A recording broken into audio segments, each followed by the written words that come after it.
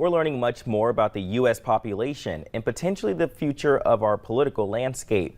North Dakota saw record high population in the newly released 2020 census data, and the fourth highest growth rate in the country. Now here's a look at how North Dakota stacks up compared to bordering states. North Dakota saw a more than 15% population increase. Minnesota grew by more than 7%. Montana more than 9%, and South Dakota nearly 9% as well. Population count is used to determine the number of seats each state has in the U.S. House of Representatives. Now, the number of House seats for North Dakota remain at 1. In Minnesota, the population grew just enough to hold on to all 8 congressional seats. Laura Podesta shows us what's happening across the rest of the country. The U.S. population is growing at the slowest rate in nearly a century. Just under 331.5 million people now call our country home. The 2020 census says more Americans are moving south and west.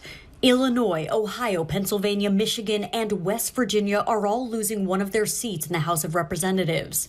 Same goes for here in New York, which just barely lost a seat. It wouldn't have if just 89 more people had been counted. And California lost a seat for the first time ever. Cost of living.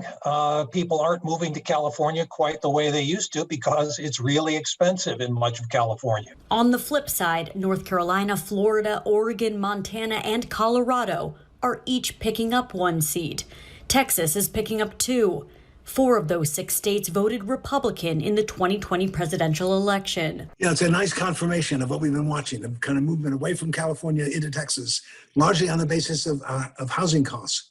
Many, though, are questioning the census data because it was gathered during a pandemic. We undercounted people in urban areas, mostly because those are the areas that were hardest hit by COVID, and people did not want to open their doors. In addition to determining how much weight each state holds in the House of Representatives, the census also determines the allocation of hundreds of billions of dollars in federal funding.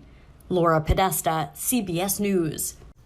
Governor Doug Burgum says because of a successful Census 2020 count, the state is projected to receive over $2 billion more in federal funding in the next 10 years. Well, still ahead at noon, a recipe that's a must share from the Mr. Food Test Kitchen. It's budget friendly and easy to make. We'll show you next.